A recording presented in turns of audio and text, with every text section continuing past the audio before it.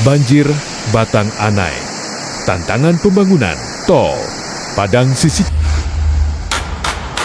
Januari tahun 2020, di tengah semangat pembangunan infrastruktur yang sedang jengkar-jengkarnya di Sumatera Barat, sebuah proyek besar sedang berjalan, Jalan Tol Padang Sisinsin. Sepotong harapan yang dinanti-nantikan untuk memangkas jarak dan waktu, sedang terus dikejut ke arah penyelesaian.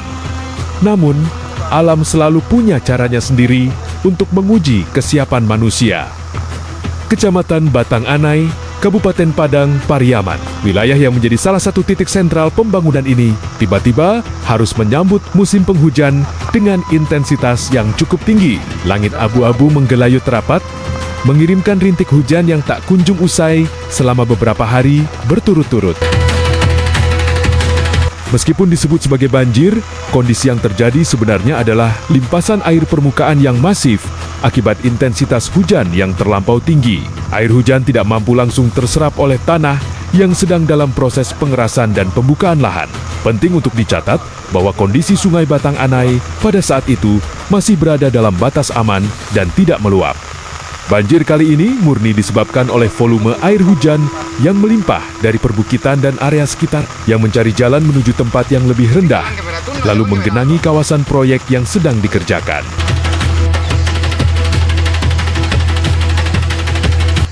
Walaupun genangan air ini tergolong tidak terlalu besar, dampaknya cukup terasa dalam menghambat mobilitas. Aktivitas alat berat dan truk pengangkut material terpaksa dikurangi demi keselamatan kerja. Tanah yang basah dan berlumpur membuat jalur logistik menjadi licin dan berbahaya. Tidak hanya bagi para pekerja proyek, limpasan air ini juga merembes ke area pemukiman penduduk di sekitar jalur tol. Aktivitas harian warga Kecamatan Batang Anai menjadi terganggu. Akses jalan lingkungan yang tergenang membuat warga harus ekstra hati-hati saat beraktivitas di luar rumah. Hujan lebat yang turun selama berjam-jam membuat volume air di permukaan tanah meningkat drastis. Sistem drainase darurat yang ada di area proyek belum sepenuhnya siap menampung debit air yang datang begitu cepat. Akibatnya, terjadilah limpasan air atau overland flow. Air hujan yang tidak sempat meresap ke dalam tanah mulai meluap, menggenangi area landasan jalan tol yang sedang dalam tahap konstruksi. Banjir ini murni disebabkan oleh intensitas hujan lokal yang sangat lebat di area sekitar proyek, bukan karena luapan sungai utama.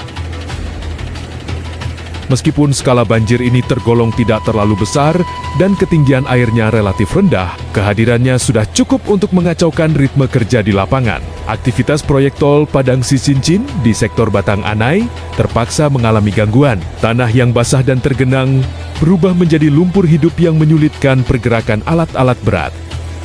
Truk pengangkut material tidak bisa melintas karena risiko terjebak di dalam lumpur yang dalam.